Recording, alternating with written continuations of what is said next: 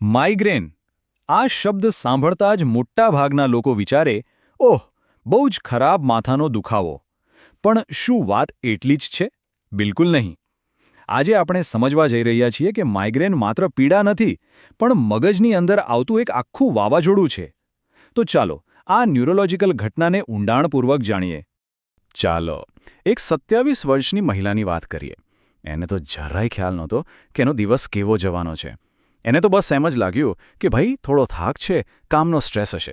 પણ હકીકતમાં એના મગજની અંદર એક હુમલો તો ક્યારનોય શરૂ થઈ ચૂક્યો હતો. જુઓ, સવારે 11:15 વાગે બધું જ નોર્મલ હતું. ઓફિસમાં પોતાના લેપટોપ પર કામ ચાલી રહ્યું હતું.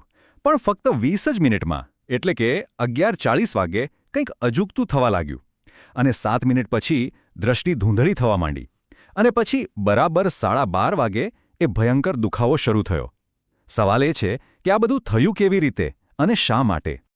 જુઓ, માઇગ્રેનની સૌથી મોટી ચાલાકી એ છે કે એ દુખાવો શરૂ થાય એના ઘણા સમય પહેલાં જ શરૂ થઈ જાય છે. આ એનો પહેલો તબક્કો છે, જેને પ્રોડ્રોમ કહેવાય છે. મતલબ કે મગજમાં ફેરફારો તો ક્યારનાય શરૂ થઈ ગયા હોય છે અને શરીર નાના નાના એકદમ શાંત સંકેતો આપવાનું શરૂ કરી દે છે. અને સૌથી અજીબ વાત તો એ છે કે આ સંકેતો કેટલા સામાન્ય હોય છે. એ મહિલાને વારંવાર બગાસા આવવા લાગ્યા. કામમાં ધ્યાન જ નહોતું લાગતું. અચાનક કંઈક ગળ્યું ખાવાની સખત ઈચ્છા થઈ. અને ગરદનમાં એકદમ વિચિત્ર ભારેપણું લાગતું હતું. હવે કોઈ પણ શું વિચારે? એ જ કે કદાચ હું બહુ થાકી ગઈ છું. પણ ના, એ થાક નહોતો. એ તો માઇગ્રેનના આગમનની ઘંટડી હતી.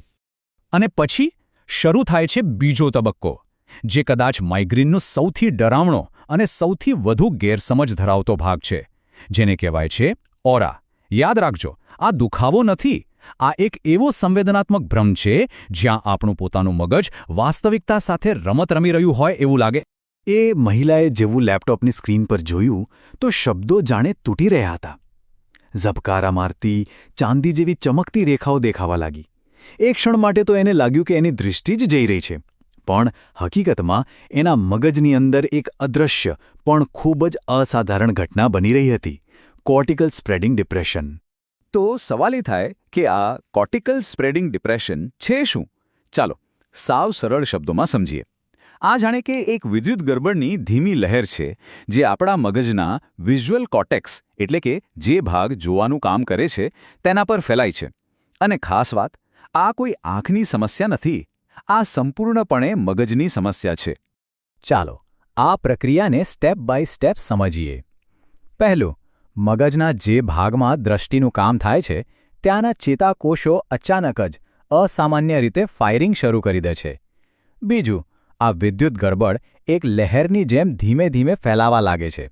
અને ત્રીજું, જેમ જેમ આ લહેર આગળ વધે છે, મગજ એ ભાગમાં દ્રશ્ય માહિતીને યોગ્ય રીતે પ્રોસેસ કરવાની ક્ષમતા કામચલાઉ ધોરણે ગુમાવી દે છે. અને બસ આ જ કારણે પેલી ઝિગઝેગ લાઈનો અને દ્રષ્ટિમાં ધબ્બા દેખાય છે. લગભગ 25 મિનિટ પછી દ્રશ્યમાં થતી ગડબડ ઓછી થઈ ગઈ. એ મહિલાએ રાહતનો શ્વાસ લીધો. એને લાગ્યું, ચાલો પૂરું થયું. પણ સાચું કહું તો આ રાહત એક ભ્રમ હતો.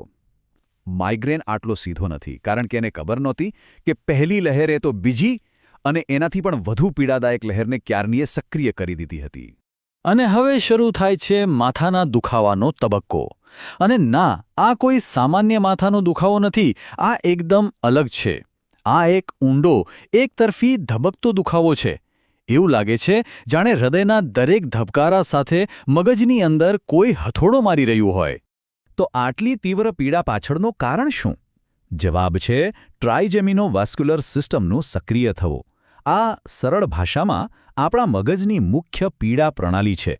અને જ્યારે માઇગ્રેન એને એક્ટિવેટ કરે છે ત્યારે એ પીડાના સંકેતોને આખા મગજમાં ફેલાવી દે છે, જાણે કોઈ એલાર્મ વાગી રહ્યું હોય. આ પીડાના ધોધ પાછળ મુખ્યત્વે 3 તત્વો કામ કરે છે. એક છે ટ્રાઇજેમિનલ નર્વ, જે ચહેરાની મુખ્ય પીડા ચેતા છે. બીજું છે મેનિન્જીસ, એટલે કે મગજની આસપાસનું સંવેદનશીલ આવરણ. અને ત્રીજું છે CGRP. આ CGRP એક શક્તિશાળી અણુ છે જે પીડાના એમ્પ્લીફાયર તરીકે કામ કરે છે. એ જાણે કે પીડાનો અવાજ વધારી દે છે. પણ વાત અહીં પૂરી નથી થતી. દુખાવાની સાથે સાથે બીજું પણ કંઈક થાય છે, જેને કહેવાય છે સેન્સરી ઓવરલોડ, એટલે કે સંવેદનાઓનો અતિરેક. મગજ સામાન્ય સંવેદનાઓને ફિલ્ટર કરવાની ક્ષમતા ગુમાવી દે છે અને અચાનક આસપાસની દુનિયા જ આક્રમક લાગવા માંડે છે. આ ફેરફાર કેટલો મોટો હોય છે જુઓ. સામાન્ય દિવસની સરખામણીમાં માઇગ્રેનના હુમલા વખતે પ્રકાશ, ધ્વનિ અને સ્પર્શ પ્રત્યેની સંવેદનશીલતા આસમાને પહોંચી જાય છે. ઓફિસની સામાન્ય લાઇટ પણ આંખમાં ખૂંચે છે, કીબોર્ડનો અવાજ પણ અસહ્ય લાગે છે અને બસ આ જ કારણ છે કે માઇગ્રેનના દર્દીઓ એક અંધારા, શાંત ઓરડામાં પુરાઈ રહેવા માંગે છે. અને આટલી બધી તીવ્ર પીડા અને સંવેદનાત્મક હુમલાની વચ્ચે માઇગ્રેનનો દર્દી ઘણીવાર આ વાક્ય સાંભળે છે, તે તો માત્ર માથાનો દુખાવો છે, ઊંઘી જા, સારું થઈ જશે. આ એક નાનું વાક્ય લાગે છે, પણ જે વ્યક્તિ આ અનુભવમાંથી પસાર થઈ રહી છે એના માટે આ બહુ જ નિરાશાજનક હોય છે. તો ચાલો એક વાત સ્પષ્ટ કરી દઈએ. આ માત્ર માથાનો દુખાવો નથી. આ છે મગજની કામચલાઉ નિષ્ક્રિયતા. આ છે સંવેદનાત્મક ઓવરલોડ. આની સાથે ઉબકા આવે છે, દૃષ્ટિમાં ખલેલ પહોંચે છે અને એક રીતે આ આખી નર્વસ સિસ્ટમનું કામચલાઉ શટડાઉન છે. તો પછી સવાલ એ છે કે આ હુમલાઓ થાય છે કેમ? અને જ્યારે દુખાવો ઓછો થઈ જાય પછી શું થાય છે? સમજીએ. માઇગ્રેન ક્યારે અચાનક નથી થતો. એ હંમેશા જુદા જુદા ટ્રિગર્સના ભેગા થવાનું પરિણામ હોય છે. માઇગ્રેન એક થ્રેશોલ્ડ રોગની જેમ કામ કરે છે. મતલબ કે એક ટ્રિગર કદાચ પૂરતું ન હોય, પણ જ્યારે ઘણા બધા ટ્રિગર્સ ભેગા થાય છે, જેમ કે તણાવ, ઓછી ઊંઘ, ભોજન છોડી દેવું કે પછી ડિહાઇડ્રેશન, ત્યારે મગજ એની મર્યાદા વટાવી દે છે અને બસ હુમલો શરૂ થઈ જાય છે. આપણી વાર્તામાં એ મહિલા સાથે પણ આવું જ કંઈક થયું હતું.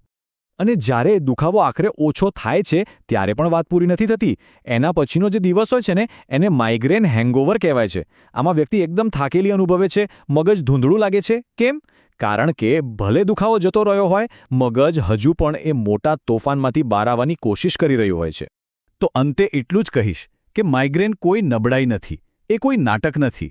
આ એક જટિલ ન્યુરોબાયોલોજિકલ ઘટના છે જે મગજમાં એક શાંત વિદ્યુત તોફાનથી શરૂ થાય છે, પછી પીડા પ્રણાલીને સક્રિય કરે છે અને અંતે આપણી આસપાસની દુનિયાને જ એક દુશ્મન બનાવી દેશે. ટૂંકમાં માઇગ્રેન માત્ર માથાને દુઃખ નથી પહોંચાડતું, તે આખા મગજને હાઇજેક કરી લે છે.